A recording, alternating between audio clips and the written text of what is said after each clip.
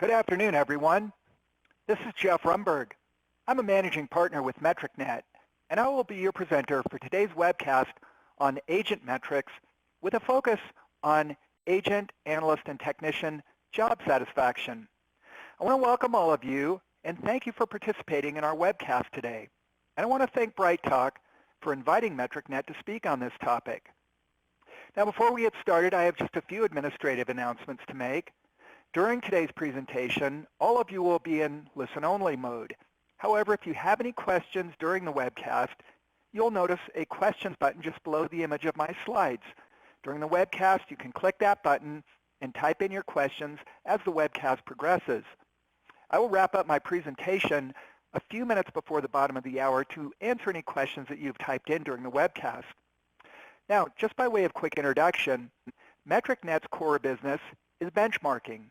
We perform benchmarks for a variety of industries and functional areas. My role in the company is to manage the service desk, contact center, and desktop support benchmarks for MetricNet. Now, if you're interested, you can download today's presentation and the associated attachments. Just click the attachments button. And at the conclusion of the webcast, we would ask you to rate the webcast and leave any feedback that you would like to, again, once the webcast has concluded. All right, let's go ahead and get started. There are 6 key topics I'd like to address today, starting with the most strategic and going to the most tactical.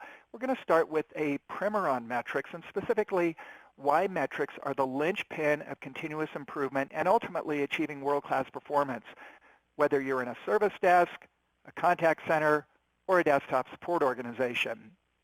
I'm going to introduce something called the metrics hierarchy. It includes 9 success factors that are common to those organizations that have unlocked and leveraged the true potential of metrics in their service and support organizations. I'm going to define job satisfaction. When we talk about analyst job satisfaction, we are referring to a service desk, a technical support service desk. When we refer to agent job satisfaction, we are talking about a contact center. And when we talk about technician job satisfaction, we're talking about desktop support or field services. We're going to talk about why job satisfaction is a bellwether metric that has a secondary effect on just about every other metric in service and support, whether you're in a customer service contact center, a technical support organization, or a desktop support organization. We're going to show you why it's important. We'll show you the important cause and effect relationships that are driven by job satisfaction, and likewise, we're going to show you the metrics that drive job satisfaction. So we'll show you those KPI cause and effect relationships, and I'm going to conclude, before we take questions at the conclusion of the webcast, I'm going to share some benchmarking data with you for agent, analyst, and technician job satisfaction in this industry. First thing we want to do, however, is take a polling question to get a feel for the demographics of today's audience. And we're going to ask you to answer this polling question by letting us know if you are involved in a sales contact center, a service contact center, a tech support service desk, a desktop support or field services organization, or some other organization. You might be a consultant, for example, or you might work for a managed service provider. So if you would, please answer our first polling questions. Okay, getting a lot of good responses here. Give you another 5 or 10 seconds here to let us know what type of organization you're involved with. This will give us all a feel for the demographics of our audience today. Okay. Right now, it looks like roughly half of those that are on today's, still changing. Please weigh in. We still got a few people that are voting. So I'll give you another 5 seconds here if you'd like to weigh in on this. Okay, here we go. So service contact centers, these would be non-technical support contact centers. You might be involved in credit card or retail banking or insurance service. About 20% or a fifth of you are involved in service contact centers. Now, technical support service desks, roughly 60%. So almost 2/3 of those on today's webcast are involved in technical support service desks, and then desktop support field services, 13%, and then other, presumably unaffiliated with service and support, is 6%. So we've got a whole lot of people that are involved in service desks and desktop support, and about 1/5 of you that are involved in customer service contact centers. So that'll give you a feel for who's on our webcast today, what our audience looks like. For those who participated in our first poll, thank you. Let's go ahead and move on now. And this paradigm for support, whether it's technical support, non-technical support, or the desktop support field services, historically, the most common paradigm you would see for support was people, process, and technology, meaning that you would invest first in your personnel, you would train them effectively, recruit them well, give them the tools to be successful, and then you would provide them with codified standard operating processes and procedures, and then technology would be the capstone here that would automate some of the repetitive work. What we discovered at MetricNet many years ago, however, is that there were many support organizations that did a very good job with people, process, and technology, yet they still did not achieve world-class performance. And we define a world-class support organization as being one that is in the top quartile on customer satisfaction, bottom quartile on cost per contact or cost per ticket, meaning low cost per contact, low cost per ticket, following industry best practices, and then finally achieving an ROI in excess of 100%, meaning that the value you create from service and support is in excess of your annual operating expense. So when we applied that criteria for a world-class support organization against this paradigm, people, process, and technology, we discovered that those that were doing these things really well didn't always achieve world-class performance. And we further observed that those that did achieve world-class performance had a consistently strong metrics discipline. This was the missing factor in the people, process, technology paradigm. Now, we're not suggesting here that metrics are more important than people, process, or technology, but we are suggesting that it is a foundational discipline. And as a veteran of more than 4,000 service and support benchmarks, I can tell you that the weakest area consistently in the benchmarks that we conduct is in the area of metrics. And specifically, many organizations use metrics primarily for reporting and observation, but they don't use them diagnostically and prescriptively, and so they never get to continuous improvement, let alone world-class performance. Now, don't take my word for it. We've got the empirical evidence here that shows the relationship between metrics maturity, x-axis, and the service desk balance scorecard. The same trend is true when you regress metrics maturity against a contact center balance scorecard or a desktop support field services balance scorecard. The balance scorecard, and we'll be doing a webcast on that next month, but the y-axis here, balance scorecard, ranges from 0 to 100%. The higher the score is, the better your overall performance is on your service desk, your contact center, or your desktop support organization. The metrics maturity, the x-axis here, ranges from 0 to 5, 5 being most mature, 0 being least mature. Think of a CMM, capability maturity model. You can see that there are a lot of organizations out of these 106 data points that are in the range of 0 to 1 on their maturity. There are quite a bit fewer in the range of 1 to 2, fewer still in the range of 2 to 3, yet again fewer still in the range of 3 to 4, and then very few that are 4 or above in terms of their maturity.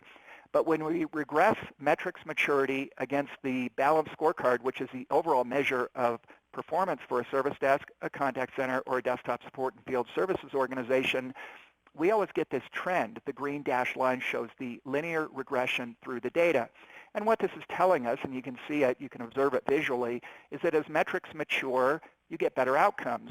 So think of X, input, controllable, Y, output, result. Input drives output, X drives Y. X independent variable drives Y dependent variable. This is not just a spurious correlation, this is cause and effect. We can ascertain that using various statistical tests such as the Granger test, which will help us distinguish between mere correlation that is spurious correlation and correlation that is cause and effect. And we know that this is cause and effect, meaning that as your metrics mature, go to the right on the x-axis, you get better outcomes, you get better balanced scores as you move forward. Now, this brings us to our second polling question, and this one's a little bit tricky to answer, and let me explain what I mean here. What I'd like you to do in answering this poll is to start at the top. Do you use metrics for continuous improvement? If the answer is yes, you click that. You only get one answer here. If that's not the case, then move down to number 3. We understand KPI cause and effect. If that's true, click yes. If not, move down to the next one. We set performance targets for our metrics. If that's true, click that one. And if that's not true, move down to number 1. We can define our metrics. If that's true, click that. If it's not, move down to the next one, not applicable, or I don't know. So please participate in this polling question. We're trying to get a feel for the level of maturity in the metrics functions for those that are on today's webcast. So let me give you a few seconds here, another 20 to 30 seconds here to answer this. We're trying to get a feel for the level of maturity.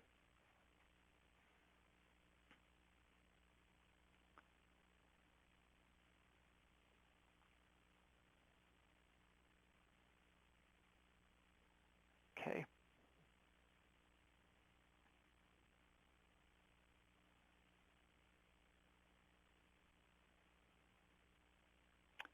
Hopefully you're seeing the answers to this. On my end, for some reason, I'm not seeing the answers. I'm trying to get a feel for the level of maturity, and I'm just not seeing the answers on this particular poll. So we may have to move on without sharing the results with you. Okay, let's take a look here. Votes from the audience.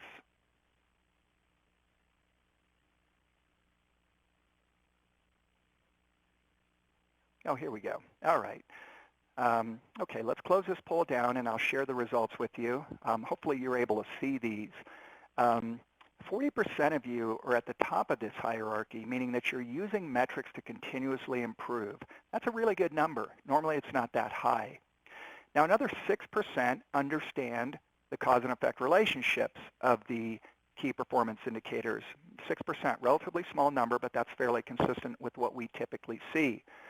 Now 13% of you are at level 2. You're using your metrics to set performance targets, and a third of you can define your metrics, but you're not going any further than that, and then 6% of you are at the very bottom level, not applicable, or you're not sure. This is a relatively mature group when it comes to metrics because 40% of you are actually using metrics to continuously improve. So that's a better result than we normally see. Now the reason I introduce this here is because I want to expand on this concept and show you what we call the metrics hierarchy.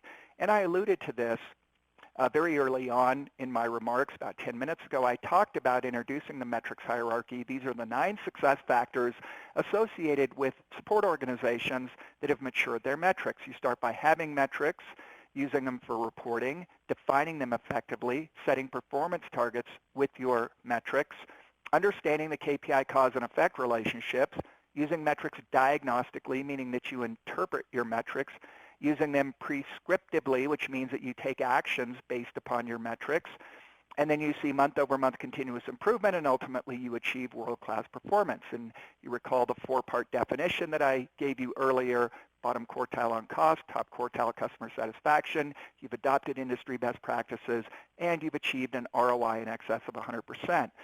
Now, as you move up this hierarchy, you will notice that fewer and fewer organizations do these things. Only 5% of contact centers, service desks, and desktop support organizations worldwide achieve world-class performance, but the value increases as you go up this metrics hierarchy.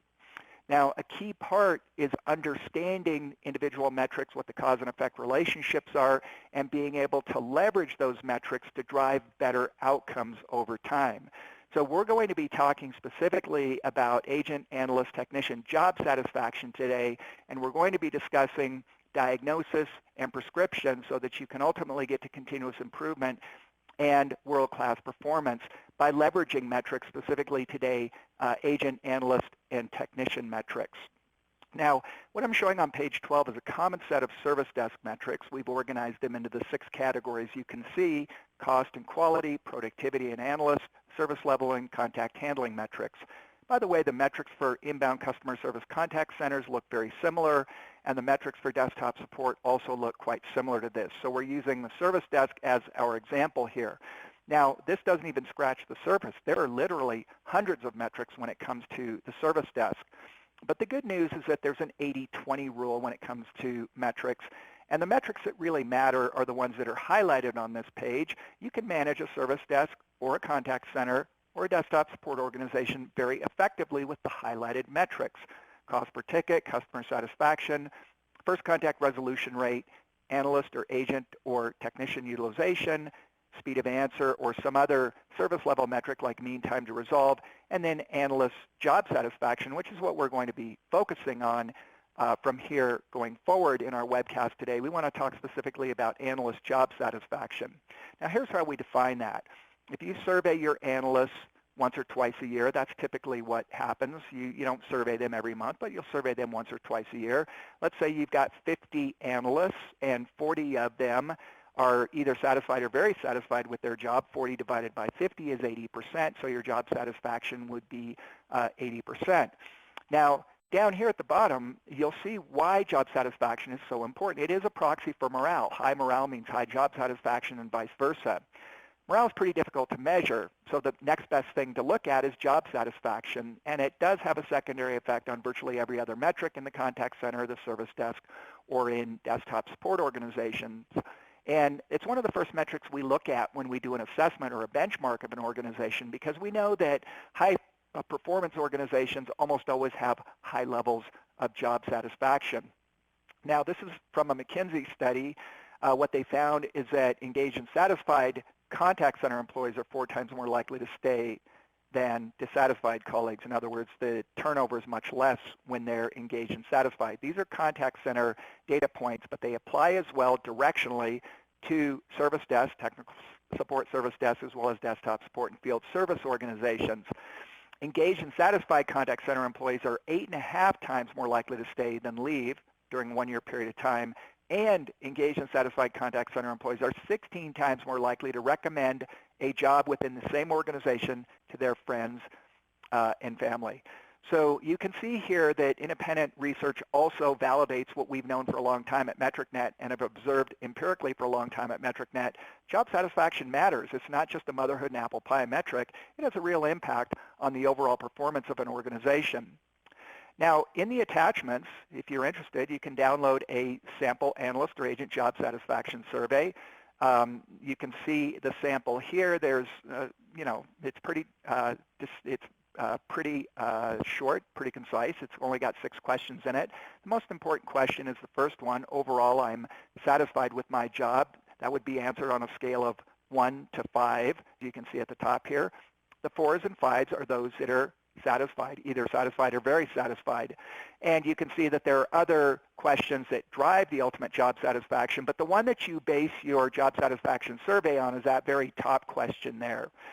Now, you always leave room for comments. That's why that bottom block shows comments, and the link in the attachments just alerts you to the fact that you can download this particular survey.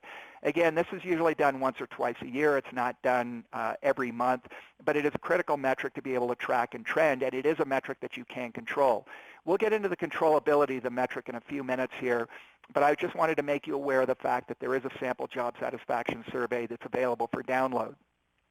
I want to talk now about cause and effect relationships, starting with the foundation metrics of cost per unit of work. That would either be cost per ticket or cost per contact, and customer satisfaction. Those are the 2 foundation metrics.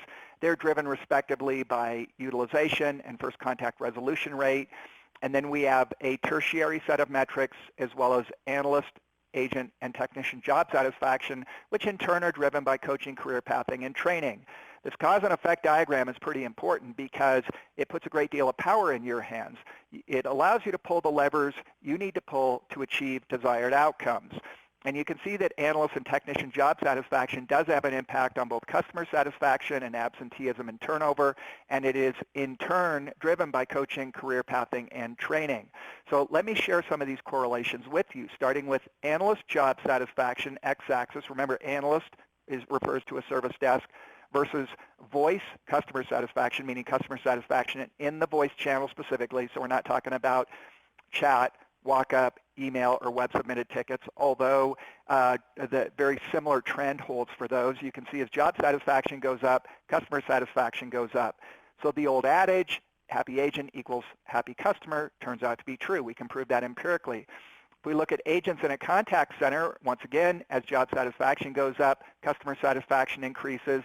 And then when we look at technician job satisfaction for desktop support or field services, once again, as job satisfaction goes up, customer satisfaction also goes up.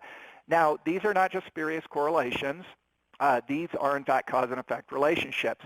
Let's look at a couple more. Here we have job satisfaction. As it increases, turnover goes down. Why would we care about that? Because turnover is costly. When you have to replace an agent in a contact center in North America, the cost is about $10,000 to $12,000.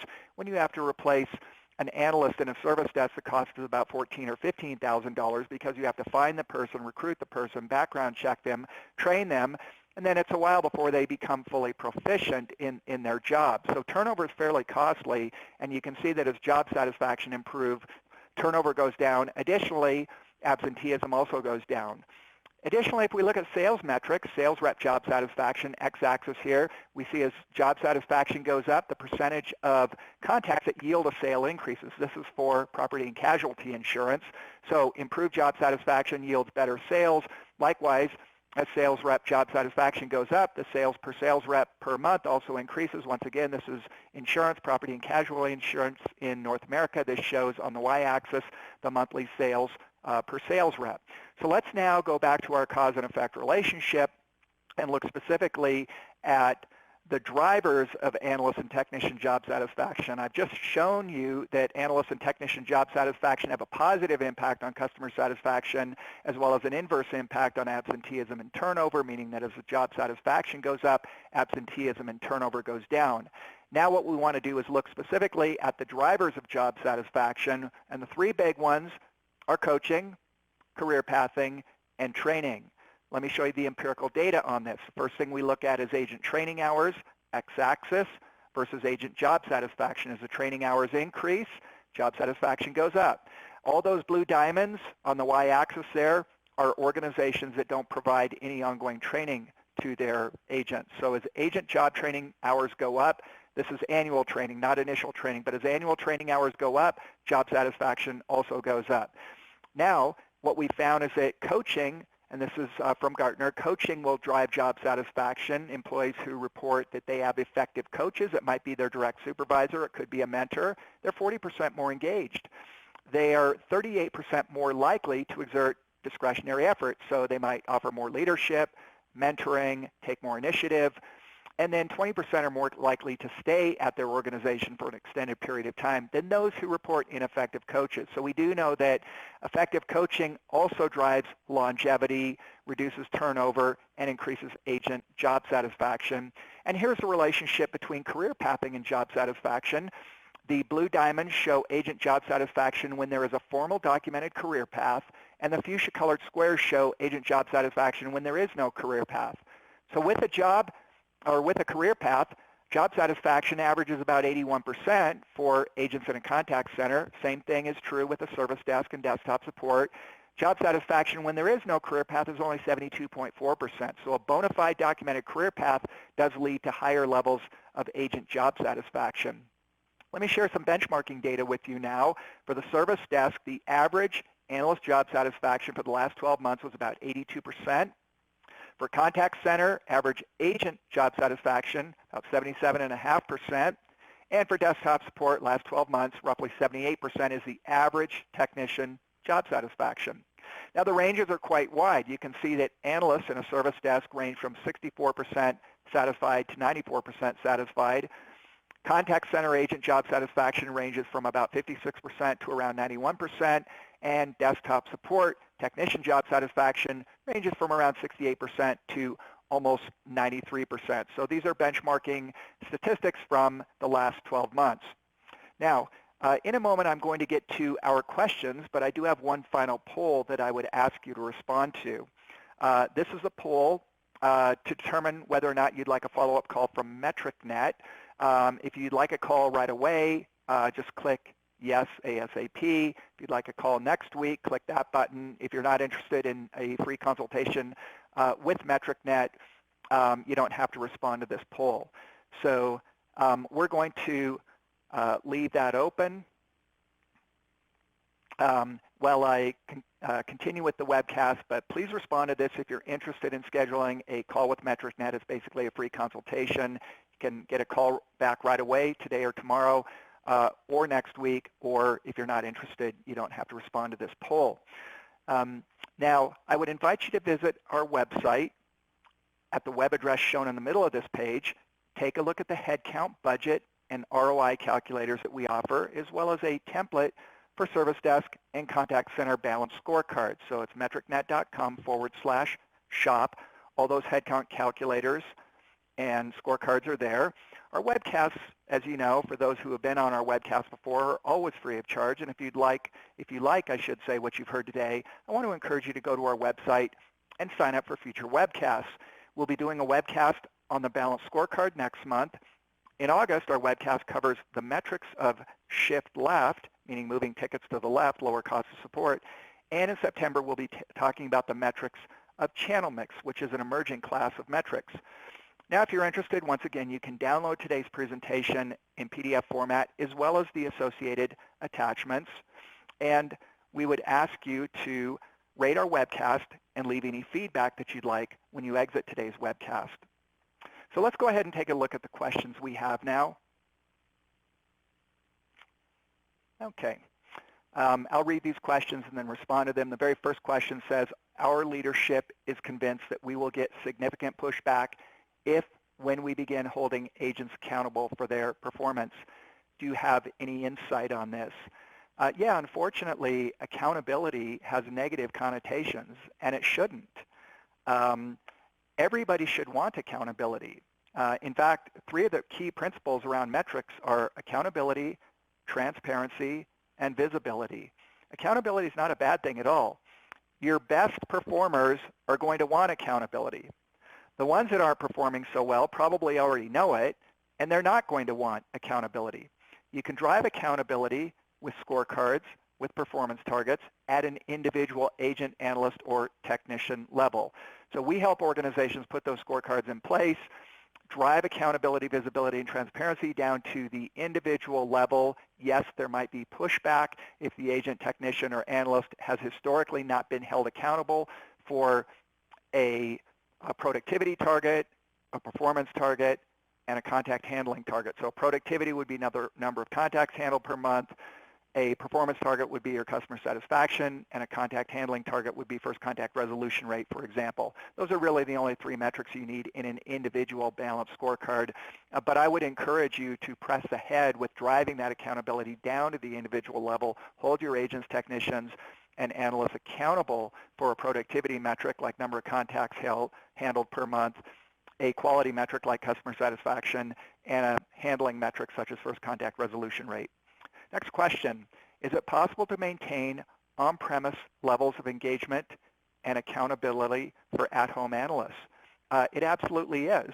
You have to manage at-home agents and analysts a little bit differently than those who are in the office. But engagement and accountability is increasingly important when your analysts and agents are working from home. Can you maintain that level of engagement? You absolutely can, but it requires a different skill set with the managers and the supervisors. Generally, they don't stay at home permanently. They come in once a week, for example, or maybe a couple times a month for team huddles and to meet with their supervisor, that kind of thing. But this emphasizes the importance of the first question around holding agents accountable. It's even more important if they're working from home. You want them to be productive, so you're going to be looking at a metric around number of contacts handled per month. You want them to be high quality, so you're going to be looking at their customer satisfaction scores. And you want them to handle tickets and contacts effectively, so you're going to be looking at first contact resolution rate. So can you maintain the same level? Not only can you maintain the same level of engagement, it can actually go up because a lot of people like working from home. So it's an adjustment for many analysts and agents, but you can absolutely achieve that same level of engagement. Next question, what are the most important KPIs we should be looking at if we're trying to improve accountability and performance? I think indirectly already answered that question. You're going to want a productivity metric, such as number of contacts or tickets handled per month. You're going to want a quality metric like customer satisfaction at the agent or analyst level, and you're going to want a metric around ticket or contact handling, typically first contact resolution rate. Next question, are there any metrics we should be tracking now that are new or different from those we tracked before moving to a remote agent model? Well, if you've been holding analysts accountable all along to a productivity metric, a quality metric, and a contact handling metric, then you probably don't need any additional metrics. But if you've not had those metrics in place, and particularly if you've not had a balanced scorecard in place for your individual analysts, agents, or technicians. Technicians aren't working from home because they still have to go into the field and work on the devices, whether they're in field support or desktop support. But for contact center agents and for service desk analysts, it's critically important with at-home agents and analysts to have an individual balanced scorecard, and those scorecard templates are available on our website, and to have those three metrics I talked about, a productivity metric, a quality metric, and a contact handling metric. It's critical to have those. Okay, it looks like that was the last of our questions, so I just want to say thank you so much for joining us for today's webcast. I hope you found it to be informative and insightful. This concludes our webcast. I hope to see you on next month's webcast, where we'll be talking about the balanced scorecard for service desks, desktop support, and contact centers. Thank you so much once again. Enjoy the rest of your week.